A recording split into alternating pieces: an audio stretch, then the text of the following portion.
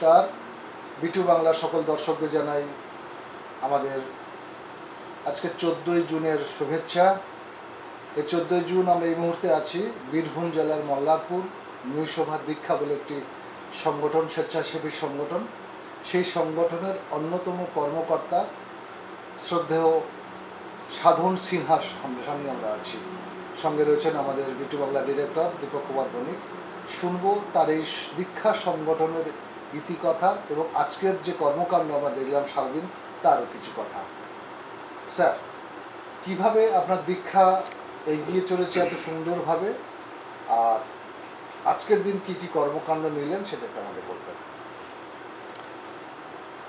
তো হচ্ছে 1987 সালে আমি গ্র্যাজুয়েশন কমপ্লিট করি। তারপরে বিভিন্ন এখানে একটি সংস্থা ছিল রেড ক্রস সোসাইটি, সেখানে অ্যাজ এ ভলেন্টিয়ার হিসাবে প্রতি রবিবার, তখন এত পোলিও খাওয়ানো, বিসিজি বাচ্চাদের এই সমস্ত কিছু ছিল না, তো ওই প্রতি রবিবারে আমাদের রেড ক্রস সোসাইটির পক্ষ থেকে এলাকার মানুষদের ওই সমস্ত টিকা দেওয়া হতো। আমি সেই তখন একজন হিসাবে ভলেন্টিয়ার হিসাবে প্রতি রবিবার আসতাম টিকা দেওয়া এবং বিজ্ঞান মঞ্চ তাদের সঙ্গে ঘুরে মানুষের মধ্যে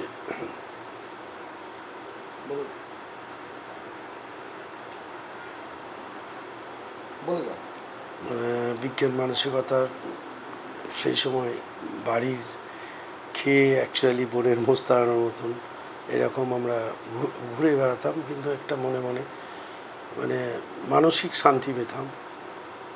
এই করতে করতে 1990 সালে নেহেরু যুব কেন্দ্র বলে একটি দপ্তর, ভারত সরকারের মিনিস্ট্রি অফ ইউথ অ্যাফেয়ার্স যুব দপ্তরের একটা দপ্তরে, সেখানে একটি ভলেন্টিয়ার হিসাবে পোস্ট বেরোয়। এই ন্যাশনাল সার্ভিস ভলেন্টিয়ার মানে জাতীয় কর্মের স্বেচ্ছাসেবক হিসাবে। তো সেখানে সেই মরিশর 1 নম্বর ব্লকের তখন একজন স্বেচ্ছাসেবক হিসাবে আমি ইন্টারভিউ দিই, আমাকে তারা সিলেক্ট করে। সেই নেহেরু যুব কেন্দ্রের ভলেন্টিয়ার হিসাবে যে কাজটা ছিল, যে গ্রামের যে সমস্ত ইউথ ক্লাবগুলো আছে, যারা বিভিন্ন রকম হয়তো কেউ তাস খেলে, আড্ডা মারে বা মাঠ পাহারা দেয়, বা তখন একটু ওই সরস্বতী পুজোর সময় গ্রামের দিকে নাটক যাত্রা হতো, তো তাদেরকে কিভাবে সমাজসেবার কাজে অন্তর্ভুক্ত করা হয় সেই বিষয়ের উপরই মূলত তাদেরকে সামাজিক কাজে অংশগ্রহণ করানো, এইরকমই আমাদের দায়িত্ব ছিল। আমরা তখন নরেন্দ্রপুর রামকৃষ্ণ মিশন, লোকশিক্ষা পরিষদে এবং নেহেরু যুব কেন্দ্রের বেশ কিছু জায়গায় আমাদেরকে প্রশিক্ষণে পাঠায়। আমরা প্রশিক্ষণ নিই যে কীভাবে গ্রামের ক্লাবগুলোকে ঐক্যবদ্ধ করে সামাজিক কাজে অংশগ্রহণ করানো, যে তাদের সময়টা নষ্ট না করে। তখন বেশ কিছু মানুষের সংস্পর্শে আসতে পারি, যেমন পান্নালাল দাশগুপ্ত, তারপরে নরেন্দ্রপুরের শিবশঙ্কর চক্রবর্তী, রঞ্জিত মুখার্জি, তাদের দেখি এবং অনুপ্রাণিত হই। এবং সেই সময় বোলপুরের ওখানে একটি সংগঠন আছে ঘোষালডাঙ্গা আদিবাসী সংঘ বলে, সেখানে একজন জার্মান ভদ্রলোক ছিলেন, তিনি মার্টিন ক্যাম্পচন বলে, মার্টিনদার কাছে যেতাম রাত্রেবেলায়, সেখানে দেখতাম ক্লাবের মধ্যে বাচ্চাদেরকে ওখানকার ছেলেপিলেরা পড়াচ্ছে, তো আদিবাসী মানুষ ছেলেগুলোকে পড়াই, আমিও যেতাম তখন ওদের সঙ্গে থেকে ওদেরকে পড়াশোনা করতাম। তখনই মনে মনে একটা স্বপ্ন হয়েছিল যে কিছুভাবে আরও কিছু মানুষের সঙ্গে করে একটা তৈরি করতে পারি এবং এই কাজটা আমি করতে পারি। বেশ, হ্যাঁ, সেই যাত্রা শুরু আপনার, এবং সেই যাত্রা থেকে আজকের এত সুন্দর একটা সুসজ্জিত এবং একটা সুগঠিত একটা সংগঠন হিসেবে দাঁড় করাতে পেরেছেন এই মল্লারপুরের বুকে, সেটার কৃতিত্ব এক বাক্যে সকলেই স্বীকার করে। কোন মন্ত্রে আপনি এত বড় একটা সংগঠনকে এত সুস্থভাবে পরিচালনা করছেন? তো তারপর আমরা কতগুলো বন্ধু মিলে আমরা এই কাজ করার সঙ্গে আমরা সন্ধেবেলায় একটা, আমাদের যিনি ফাউন্ডার প্রেসিডেন্ট ডক্টর অশোক পাঠক, তার একটা চেম্বার ছিল, সেখানে আমরা সন্ধেবেলায় আড্ডা মারতাম। সেই আড্ডাটা কিন্তু ওই রকমভাবে আড্ডা নয়, আমরা তখন কোনো রাস্তার মানে ড্রেন পরিষ্কার করা সন্ধেবেলায়, তারপরে ওয়ার্ক ক্যাম্প মানে স্বেচ্ছায় এইগুলো আমরা করতাম। এবং আমাদের বাচ্চাদের কোনো ফিল্ম শো করা, চোখের অপারেশন করা, বিভিন্ন জনকে নিয়ে এসে এই সামাজিক কাজগুলো আমরা ওগুলো করতাম। মানে এইটাই আমাদের আড্ডা এবং আমাদের পরিকল্পনা ওখানে বসে বসে সেটা হতো। এইভাবে আমাদের 1995 সালে মল্লারপুর নৈশোভার জন্ম হয়। অ্যাকচুয়ালি মল্লারপুর নৈশোভা যেহেতু আমাদের সভাটা হতো নৈশোভা, আর নৈশোভার মানে নিউ মর্নিং।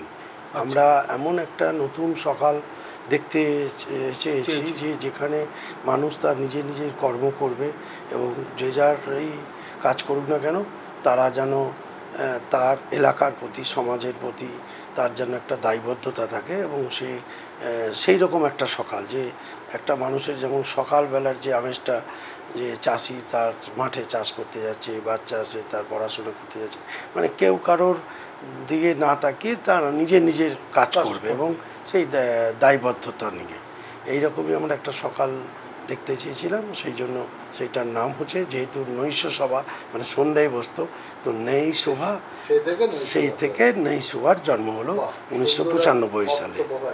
হ্যাঁ, এবার নৈশোভার কথাটার NAISUVA এর একটা পুরো মানে তার অন্তর্নিহিত ইনার মিনিং আছে, nation wide awareness for integrity and symbol for upliftment of village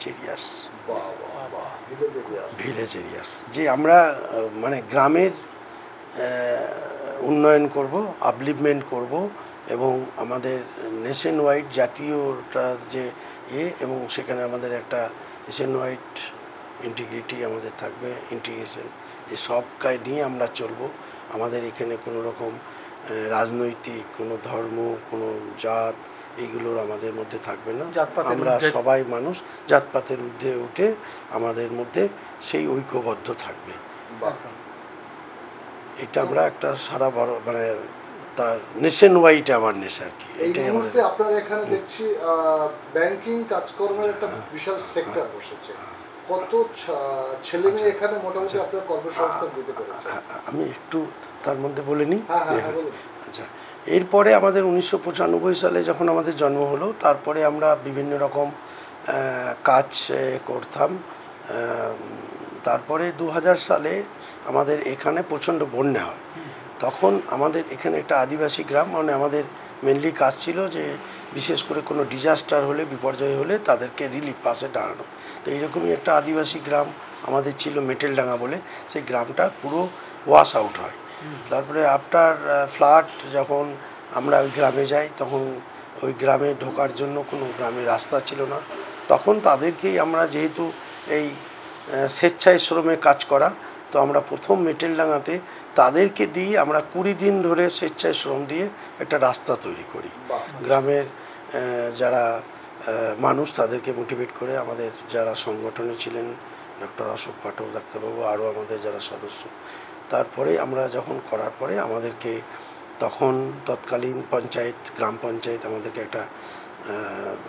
একটা মানে এলাকার শ্রেষ্ঠ স্বেচ্ছাসেবী সংস্থা হিসাবে আমাদেরকে একটা স্বীকৃতি দেয় এবং আমরা আরও অনুপ্রাণিত হই যে পঞ্চায়েত আমাদেরকে আমাদের কাজকে স্বীকৃতি দিয়েছে, আরও দায়িত্বপ্রাপ্ত আমাদের দায়বদ্ধতা চেপে যায়। এইভাবে তখন আমাদের প্রথম স্বনির্ভর দল আসে, স্বর্ণজয়ন্তী গ্রাম স্বরোজগার যোজনার অধীনে যারা পিছিয়ে পড়া মানুষ তাদেরকে নিয়ে স্বনির্ভর দল করে। তো আমরা তখন ছেলেদের মেয়েদের নিয়ে স্বনির্ভর দল করি। 2001 সাল থেকে ওই স্বর্ণজয়ন্তী প্রায় আমরা 4500, আমরা মরিশোর 1, রামপুরহাট 1 এবং রামপুরহাট 2 এই 3টে ব্লক মিলে প্রায় 4500 দল, তাদের ব্যাংকের খাতা খোলা, তারা কি করে ব্যাংক লোন পেতে পারে সেগুলো আমরা সহযোগিতা করি। তাদেরকে আমরা ব্যাংকের সঙ্গে লিঙ্কেজ করে দেওয়া, তাদেরকে বিভিন্ন রকম প্রশিক্ষণ দেওয়া, ভোকেশনাল ট্রেনিং দিয়ে তাদেরকে তাদের আর্থসামাজিক যাতে উন্নয়ন হয় সেই কাজটা করি। এইভাবে আমাদের চলতে থাকে। 2006-07 সালে এরকমই একটা যেহেতু আমরা স্বনির্ভর গোষ্ঠী, তখন ব্যাংক একটা পেপারে বেরোয় যে যারা এরকম একটা এনজিও বিভিন্ন স্বনির্ভর গোষ্ঠী বা এদের সঙ্গে কাজ করছে তাদের ব্যাংকের খাতা খুলে দিতে হবে, মানে খুলে দেওয়া। তো তখন তো এত কিছু ব্যবস্থা ছিল না, এবং তখন প্রথম আসে আমাদের বিশেষ করে এনআরজি এর কাজ, যে তাদের খাতা খোলা এ করা। তখন আমাদের 2010 সালে আমাদেরকে স্টেট ব্যাংকের আমাদের দায়িত্ব দেয় যে আমরা ওদের খাতা খুলতে পারবো, বিশেষ করে গ্রামের পিছিয়ে পড়া মানুষের তাদের যে সব ডকুমেন্ট লাগে সেগুলো তারা তো ফর্ম ফিল আপ করতে ভয় পায়, তো তাদেরকে নিয়ে এসে আমরা তাদের বাড়ি বাড়ি গিয়ে আমরা খাতা খুলি। মূলত কোন কোন ব্লক নিয়ে শুরু হলো? আমরা প্রথমে 4টি এলাকায় কাজ শুরু করি। আমাদের এই মরিশর 1 নম্বর ব্লকের মরিশর 1 এবং মরিশর 2, রামপুরহাট 1, একদম পিছিয়ে পড়া যে সমস্ত গ্রামগুলোয় যেখানে কোনো ব্যাংকিং পরিষেবা নেই। তখন আমরা ওদের ওই 100 দিনের কাজের কিভাবে তারা পেতে পারে, তো আমাদের তৎকালীন যারা মন্ত্রী ছিলেন তারা এসে আমাদের এখানে দেখে এবং তারা আমাদেরকে খুব উৎসাহিত করে, এবং আমরা এইরকম ব্যাংক অ্যাকাউন্ট খুলে দেওয়ার সঙ্গে সঙ্গে তখন সেইটুকুই করে দিতে পারতাম ব্যাংকের হয়ে। আপনাদের এই প্রতিষ্ঠানের জায়গাটা কি কেউ দান করেছিল না? তারপরে আমাদের এইভাবে চলতে থাকে 2010 সাল থেকে 2015, 16, 17 সাল অবধি। 17 সালে আমরা 2009 সালে এখানে 4.5 কাঠা আমরা জায়গা কিনি। আচ্ছা। আমাদেরকে যেহেতু আমাদের অন্য একটা যে আমাদের ডাক্তারবাবু 2009 সালে মারা যান, এবার তখন উনি যে বাড়িটায় থাকতেন সেখানে যে চেম্বারটা ওনার ছিল ওইটাই আমাদের অফিস ছিল। তো ওনাদের ন্যাচারালি ওনাদের ওটা মারা যাওয়ার পরে ছেড়ে দিতে হয়। তখন আমরা ঠিক করলাম যে আমাদের নিজেদের একটা জায়গা কিনে আমাদেরকে একটা কিছু করতে হবে। তো 2009 সালে আমরা জায়গাটা কিনেছিলাম, 4.5 কাঠা জায়গা। তারপরে 2017 সালে এসে আমরা খুব মানে একটা এখানে বিল্ডিং এই একটা ঘর তৈরি করি যে আমাদের নিজস্ব একটা আস্তানা হবে 2017 সালে। 17 সালে এবং এই যে বিল্ডিংটার নাম, এটার নাম হচ্ছে দীক্ষা। তৎকালীন আমাদের যিনি ছিলেন, বর্তমানে তিনি জেলা শাসক বিধান রায়, তিনি এই নামটা আমাদের দিয়েছেন যে আপনারা তো মানুষকে ভালো কাজের জন্য দিয়েছেন। তো স্যারের কাছে আমরা বলি যে আপনি স্যার এমন একটা দিন যেটাতে আমাদের অনুপ্রাণিত। তারপরে স্যার 2017 নামকরণ করেন। তারপরে আমাদের মুরাল ভাই আরও অনেকেই এসেছিলেন, আমাদের এটার দীক্ষা বিল্ডিংটার উদ্বোধন হয়। কিছু ট্রাইবেল ভিলেজ আছে, যে ভিলেজগুলোতে তাদের আমরা আর্থিক উন্নয়নের জন্য আমরা যেমন নাবার্ড থেকে তাদের ছাগল পালন, মুরগি পালন, তাদের ঘর করে দিয়ে তাদেরকে এই সমস্ত করি। এছাড়াও আমাদের স্বাস্থ্য সেক্টরে যেমন যারা টিবি পেশেন্ট তাদের মানে যাদের নেই, মানে কি বলবো, যে তাদের যখন টিবি হয় তখন তাদের নিউট্রিশন থাকে না, তখন আমাদেরকে কিছু ট্রাইবেল ফ্যামিলিকে আমরা অ্যাডাপ্ট করি, যাদেরকে 6 মাসের খাবার আমাদের দেওয়া হয়। পুষ্টিকর খাবার সরবরাহ করি। নিক্ষয় মিত্র বলে নাম আমাদের মরিশর 1-এর। আমরা সব থেকে বেশি আমাদের এখানকার বিএমএ সাহেব বলেন যে আপনারা কিছু আদিবাসীদের দায়িত্ব, আমরা বলেছি ঠিক আছে। এরকম আমরা প্রায় 150 ফ্যামিলির আমরা তাদের পুষ্টিকর খাবার দিই। সেটা এখনো চলছে। আমরা দেখেছি তারাপীঠ মন্দিরে আপনাদের একটা বড় প্রজেক্ট দেওয়া, জলের ব্যবস্থা আপনারা করেছেন, সেটা কিভাবে? এর মধ্যেই আমাদের তারাপীঠ মন্দিরের যে সমস্ত ফুলগুলো আগে নদীতে ফেলে দেওয়া হতো, তো মন্দির কমিটির সাথে আমাদের একটা চুক্তি হয়, আমরা প্রতিদিন সেই ফুল বেলপাতাগুলো আমরা নিয়ে আসি। এখানে আমাদের একটা গোয়ালাই গ্রাম, যেটা আমাদের যে গ্রাম, সেখানে আমরা ভ্যাট তৈরি করে সেখানে আমরা ওই ফুল বেলপাতাগুলো দিয়ে আমরা জৈব সার তৈরি করি। সেই জৈব সারগুলো আমরা আবার চাষিদেরকে দিই, বা কেউ বাড়িতে ফুল গাছ আছে সেখানে সেই ফুল গাছে সে জৈব সারগুলো দিতে পারবে, যাতে পরিবেশটা রক্ষা থাকে এবং এই ফুল বেলপাতা মায়ের আশীর্বাদী যাতে এটা নষ্ট না হয়, তার জন্যে আমরা ওইগুলোকে নিয়ে, সেটাও আমাদের মানে আমরা ওই কর্মসূচিটা আমাদের তখন থেকে প্রায় চলছে 2000। আপনাদের এত বড় কর্মযজ্ঞে সরকারি কোনো সহযোগিতা? সরকার তো সবসময় আমাদের প্রশাসনিকভাবে তাদের আমরা পাই, কিন্তু সরকারেরও কিছু বাধ্যবাধকতা কিছু কিছু ক্ষেত্রে থাকে। যেমন আমরা কিছু গ্রামে আমাদের ক্রেস, যেখানে আমাদের মানে যেখানে কোনো অঙ্গনওয়াড়ি সেন্টার নেই, এরকমই সরকার আমাদেরকে 3টে জায়গায় আমরা ক্রেস সেন্টার চালাতাম। এখন কিছুদিন যাবত আমরা বন্ধ রেখেছি, কারণ যেহেতু আমাদের একটা সেন্ট্রাল গভর্নমেন্ট স্টেট গভর্নমেন্ট তাদের টাকা পয়সাগুলো আমাদেরকে দিতে পারেনি। যেমন যাদের এসটি সার্টিফিকেট নেই তাদের যে সমস্ত কাগজগুলো তাদের আমরা ফেসিলেটারের রোল প্লে করি, যে এইভাবে তোমাদের কাগজ পেতে পারো। ঠিক সেরকমই আমরা যেমন আমাদের এখানে যে গ্রামটা আমরা অ্যাডাপ্ট করেছিলাম মেটেলডাঙ্গা বলে, সেই গ্রামটার যে বাচ্চাগুলো তারা কখনো তাদের এটা ফার্স্ট জেনারেশন, তারা পড়াশোনা করতো না সেই গ্রামে, তো আমরা তাদেরকে ফ্রি কোচিং দিয়ে এখন সেই গ্রামে তারা পড়াশোনা করছে। আমরা চাই যে এইরকমই আরও সব গ্রামে যারা বাচ্চারা ড্রপ আউট আছে তারা যেন পড়াশোনা করে।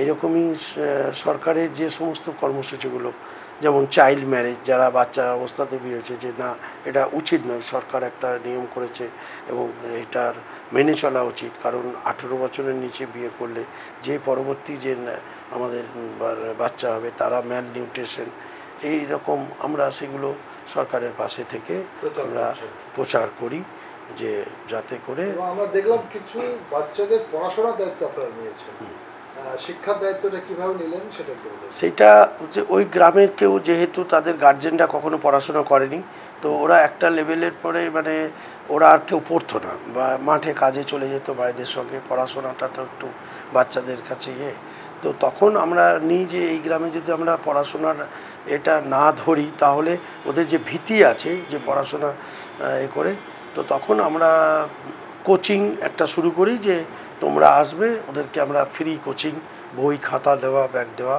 যাতে ওরা পড়াশোনাটা করে। এখন ওই গ্রামের অনেকেই মাধ্যমিক পাস করেছে, উচ্চ মাধ্যমিক পাস করেছে, MA পাস করেছে, তারা করছে আর কি।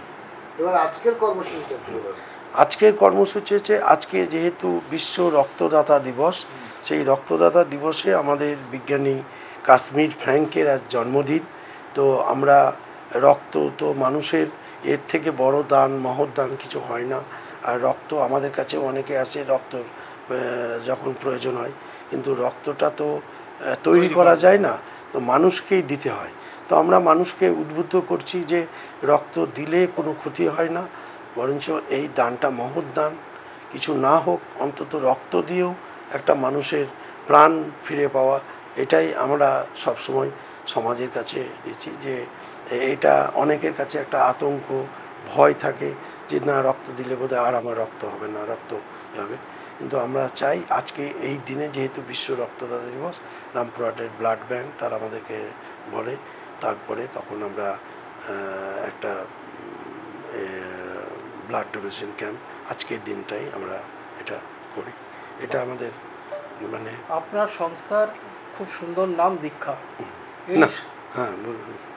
এই সামাজিক দীক্ষায় দীক্ষিত হয়ে কতজন স্বেচ্ছাসেবক এখন আপনার সাথে এই কর্মকাণ্ডে জড়িয়ে আছে? আমরা যে সমস্ত যে কর্মসূচিটা করি সেটা হচ্ছে আর্থিক অন্তর্ভুক্তি কর্মসূচি। আমাদের বিভিন্ন প্রত্যন্ত গ্রামে যেখানে কোনো ব্যাংক পৌঁছাতে পারেনি, সেখানে ভারতীয় স্টেট ব্যাংকের অধীনে আমাদের গ্রাহক পরিষেবা কেন্দ্র আছে, প্রায় 300-র অধিক। আমাদের বিভিন্ন বীরভূম, পূর্ব বর্ধমান, পশ্চিম বর্ধমান এবং পুরুলিয়াতেও একটা আছে, সেখানে তারা এটা চালায়। এবং সেখানে মানুষের খাতা খুলে দেওয়া, ছোট ছোট এই সমস্ত সরকারি যেসব লক্ষ্মীর ভাণ্ডার বা যে তাদেরকে যাতে ব্যাংকে গিয়ে তাদেরকে আমরা করে দিই। প্রায় 350 ছেলে মেয়ে তাদের দীক্ষা নিয়েছে, হ্যাঁ তাদের সংগঠন নিয়েছে, এবং তার সঙ্গেও আরও অনেক আছে যারা অ্যাসিস্ট্যান্ট হিসাবে করে প্রত্যক্ষ পরোক্ষ। প্রায় 500-550 জন পরিবার এই কাজের সঙ্গে যুক্ত এবং তাদের রুজি রোজগার হয়। আপনাকে অসংখ্য ধন্যবাদ দাদা। সাধনবাবু, সাধন সিনহা, বীরভূমের এই লাল মাটির তিনি একজন মাটির মানুষ, মানুষের জন্য তার অক্লান্ত এবং আমরণ এই প্রচেষ্টা জারি আছে বলে আমরা দেখতে পাচ্ছি। তার এই প্রচেষ্টার জন্য তার সমস্ত সংগঠনের কর্মকর্তা, সদস্য এবং সদস্যদের আমাদের বিটু বাংলার পক্ষ থেকে অনেক অনেক শ্রদ্ধার্ঘ্য। আশা করি আমরাও তাদের সাহায্য সহযোগিতা আগামী দিন এই প্রান্তিক মানুষদের জন্য কিছু করতে পারবো সংস্কৃতির ছোঁয়ায়। সবাই ভালো থাকবেন, সুস্থ থাকবেন, সুন্দর থাকবেন। নমস্কার। ধন্যবাদ।